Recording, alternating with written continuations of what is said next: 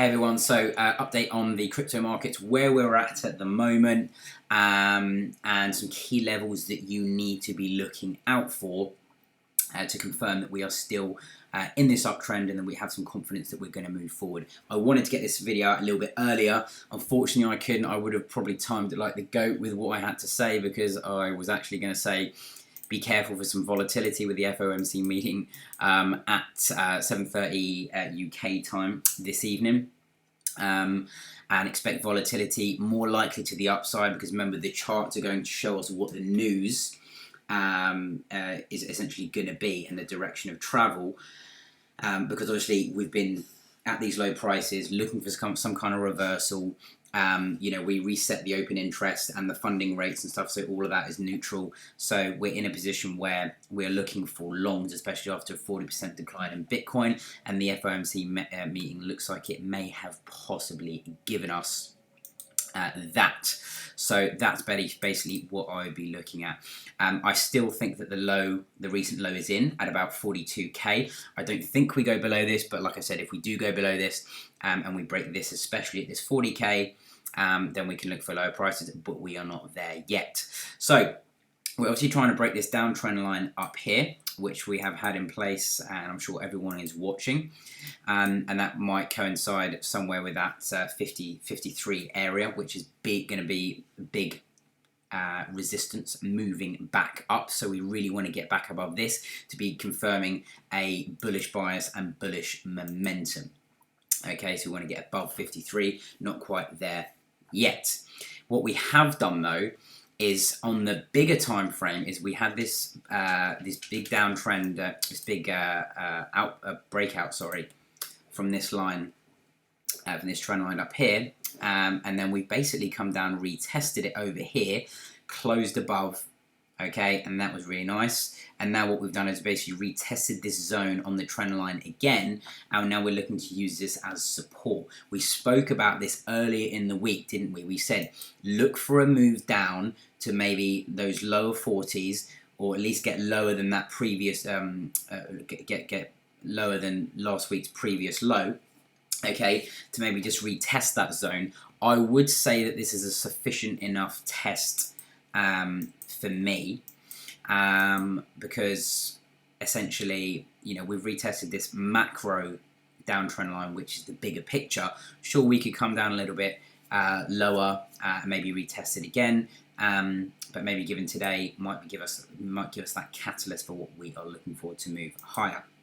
So if we look at the shorter time frames, we can see that we are getting bids and buys at this area over here. Okay, so this is what I call the demand zone, and now we're looking to move higher, and essentially we're looking to break this flag channel over here. That is the absolute first point of resistance to break. So let's just clean that up a little bit, see if we can move up from there, and then the next one would be this downtrend line as well that we've broken over here, which also gives us a clue that we're potentially going to be moving higher in the next few weeks. We've been having a really torrid time in the last month or so, and then really, like I said, challenge this larger trend line up here, which would be the last stand for the bears, in my opinion. If we get above this, I wouldn't be surprised if we break this big downtrend line with a big candle either.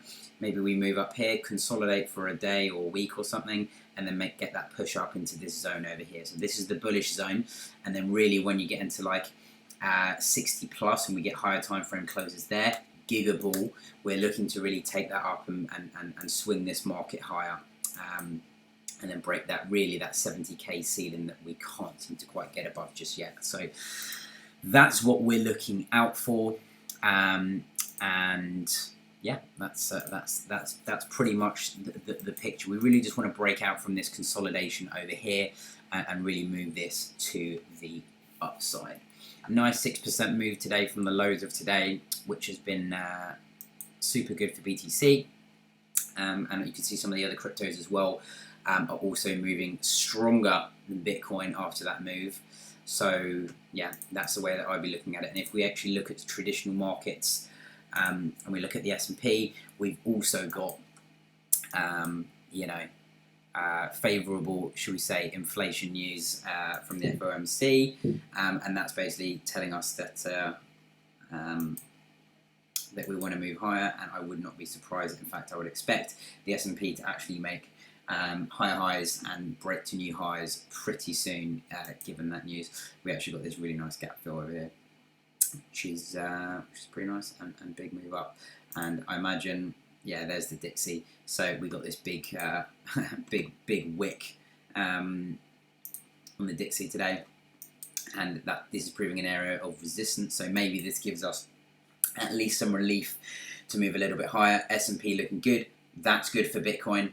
Dixie rejection today. Let's see if we can actually fill some of this space here, maybe start to move downwards to basically ease some pressure off BTC. Because remember, this is inversely typically correlated to Bitcoin.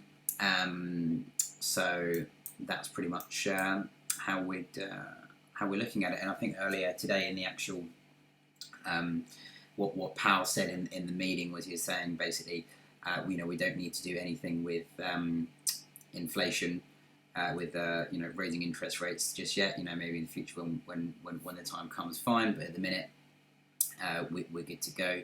So this is bullish for the markets, and you can see that they've reacted pretty positively to that.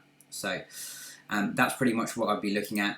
So essentially, Bitcoin next level of support of resistance to break is really all of these. All of this area here is that 53 is the key area. I don't envision us going back below here. So that's pretty much how I'm viewing the market. So let's see how the next few weeks unfold. I am expecting some relief from this big correction. It's been a pretty frustrating month or two. So I would say just hang on. Definitely shouldn't be selling down here. You shouldn't be selling out of weakness and capitulation. You should be selling into strength and buying the fear. So that's pretty much how I would be looking at it. And the other thing as well, if we actually look at the crypto fear and greed index for the last week or so, we've been at extreme fear, which shows us that people are freaking out about this downtrend move. But I'd say just chill and hold. The market cycle is not over, in my opinion.